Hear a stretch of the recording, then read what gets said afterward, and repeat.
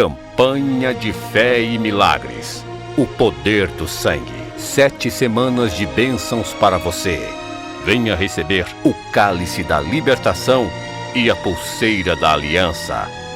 O sangue cura, liberta e salva. Campanha de Fé e Milagres. O poder do sangue. Todos os domingos às 19h30, nas Igrejas Batista Independente.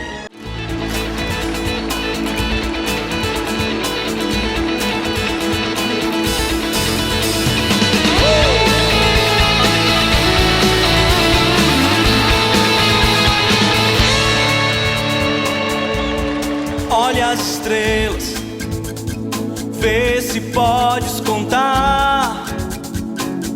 Assim são as promessas para aquele que confia. Olha as estrelas, vê se podes contar. Assim são as promessas para aquele que confia.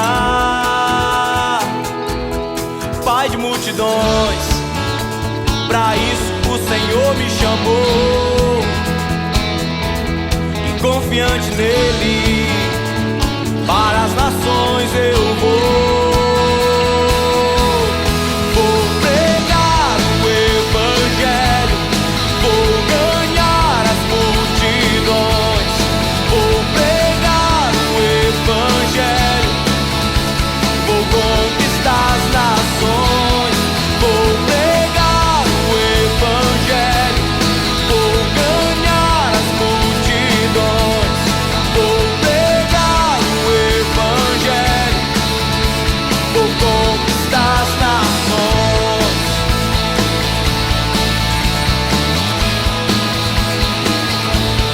Olha as estrelas, vê se podes contar. Assim são as promessas para aquele que confia. Olha as estrelas, vê se podes contar. Assim são as promessas para aquele que confia. Pai de multidões, pra isso o Senhor me chamou. Confiante nele, para as nações eu vou. Vou pregar o Evangelho, vou ganhar as multidões. Vou pregar o Evangelho, vou conquistar as nações.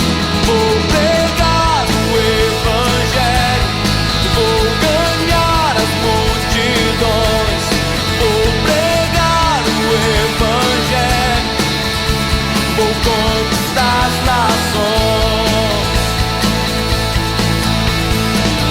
Ide por todo mundo, pregai o Evangelho. Todo aquele que crê e for batizado será salvo.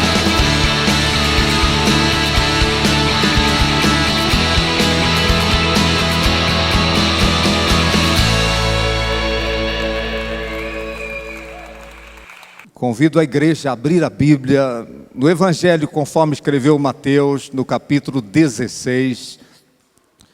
E vou compartilhar algumas revelações que provavelmente algumas pessoas aqui já receberam do Senhor. Mas a minha oração é que Deus estenda a mão e confirme a palavra dele na tua vida com graça especial. Eu tenho aprendido que Deus tem sempre uma graça especial para os momentos especiais de nossas vidas. Tem alguém aí, não? Eu vou dizer de novo, eu tenho aprendido que Deus tem sempre uma graça especial para momentos especiais de nossas vidas. Oh! Amados, a graça de Deus é que permite que nós recebamos aquilo que não merecemos. Todos os dias, a graça de Deus permite que eu receba aquilo que eu não mereço. E a misericórdia de Deus é que impede que a gente receba aquilo que a gente merece. todos os dias, a misericórdia de Deus impede que eu receba aquilo que de fato eu mereço. Eu tenho todos os dias me prostrado perante o Senhor e louvado a Ele pela graça dEle e pela misericórdia dEle. Tenho recebido do Senhor, não pelo mérito, mas pela graça dEle.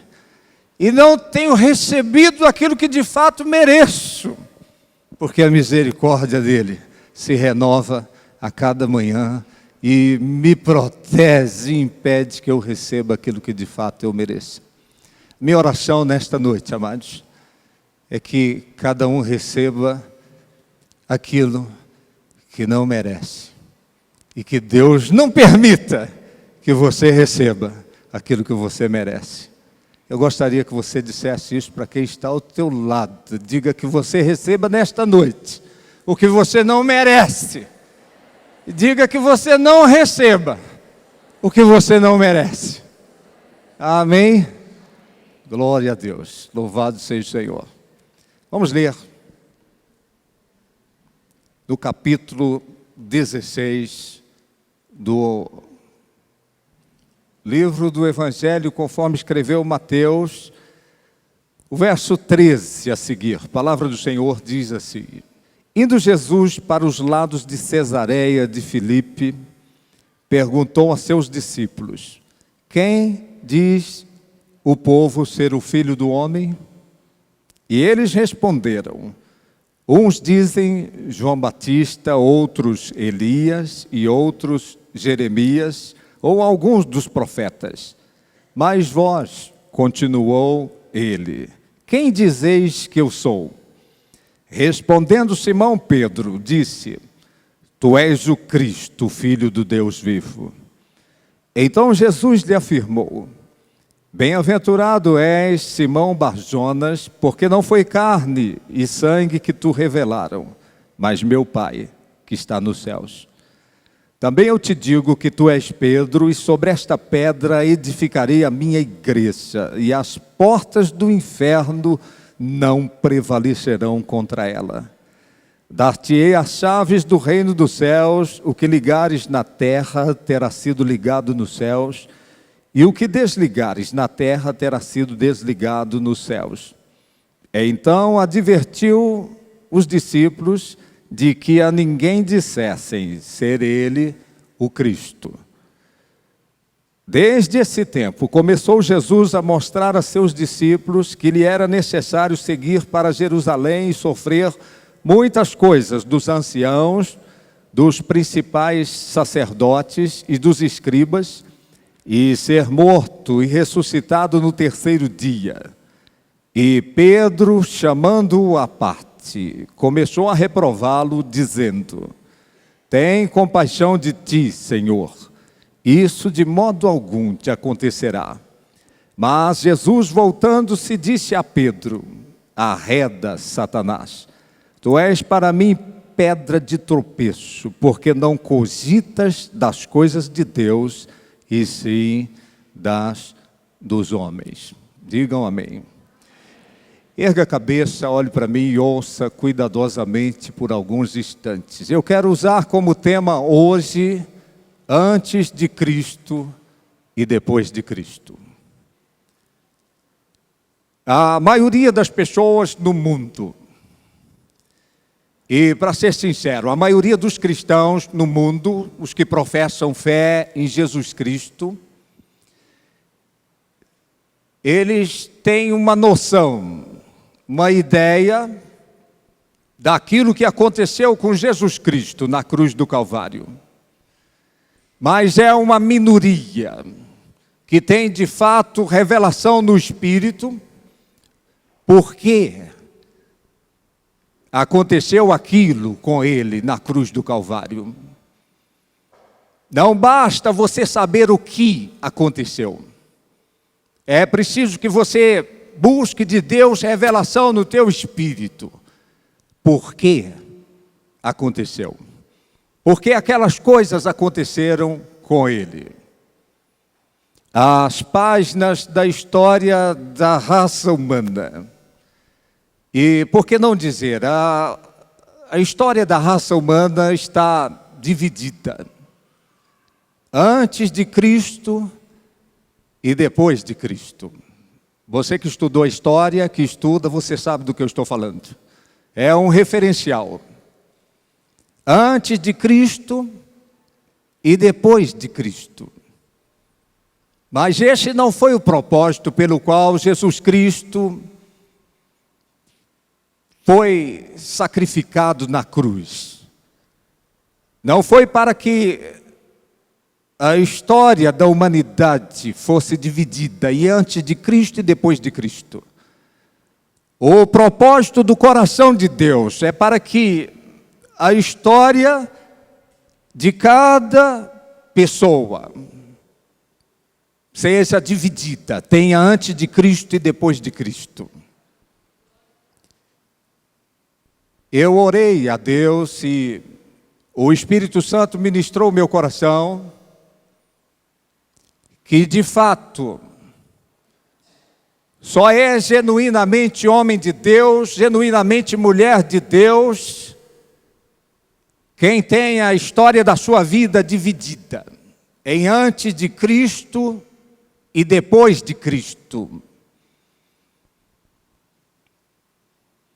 Eu nunca vou me esquecer, e eu tenho encontrado várias pessoas assim, e vocês já devem ter ouvido testemunhos os mais variados, de pessoas que antes de Cristo eram os piores dos piores. E depois de Cristo, as coisas mudaram. Porque a palavra do Senhor é clara, ela diz, se alguém está em Cristo, nova criatura é, as coisas antigas passaram e eis que tudo se fez novo. Não é de fato homem de Deus, mulher de Deus, se não tem antes de Cristo e depois de Cristo na sua vida. Se as coisas continuaram do mesmo modo, eu sinto muito em dizer,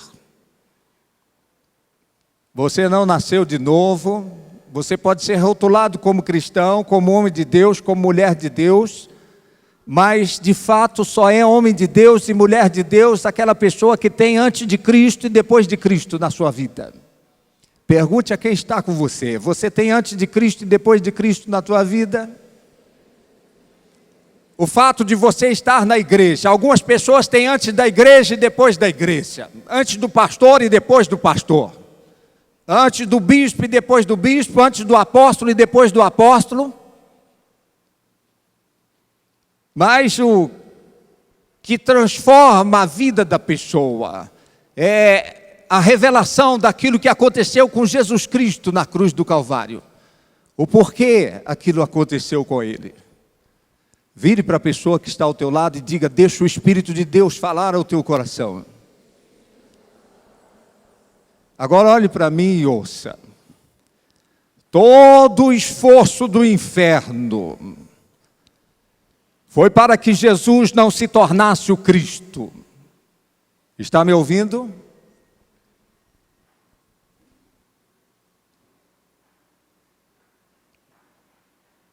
Quando nasceu, quando Maria deu à luz, vocês conhecem a história. Herodes, ele gerenciou uma mobilização para que todos os recém-nascidos fossem mortos. Sabe por que isso? Para impedir que Jesus se tornasse o Cristo.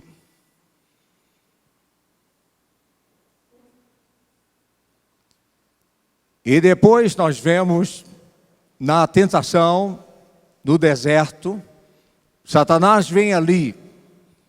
Ah, você não é o Filho de Deus, mande que essas pedras se transformem em pães. E o diabo leva ao pináculo do templo e diz, salta-te daqui para baixo. E mostra os reinos desse mundo.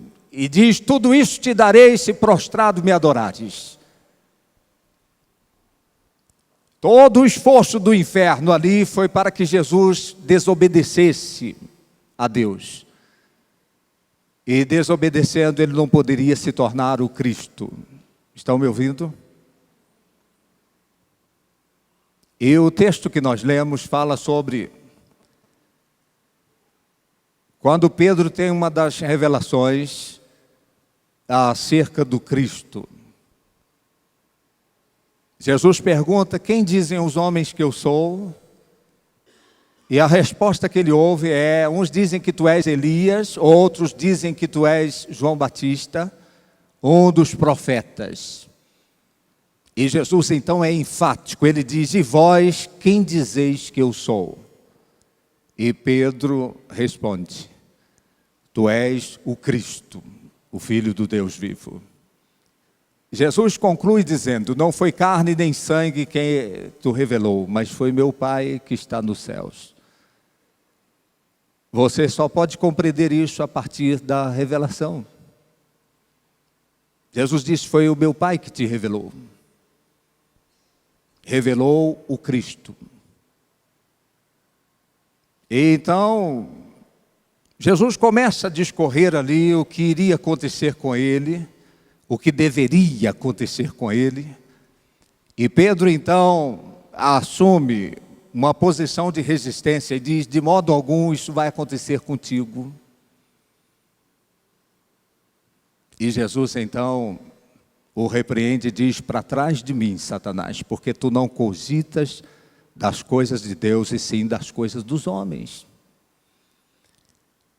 Pedro havia acabado de ser usado por Deus e agora estava sendo usado pelo diabo. Eu vejo isso todos os dias acontecendo, pessoas que são usadas por Deus num dado momento e de repente se tornam instrumentos de Satanás. Diga à pessoa que está ao teu lado, diga: deixa o Espírito de Deus falar ao teu coração. Gente que termina um louvor, foi extremamente usada por Deus e que depois está ali fofocando. Está sendo usado pelo diabo. A pessoa acaba de expulsar o demônio. Foi usada por Deus e depois está ali sendo usada por Satanás, usada pelo diabo. E Pedro foi usado por Deus, recebeu uma revelação extraordinária: tu és o Cristo. Estão ouvindo? E logo após, quando Jesus começou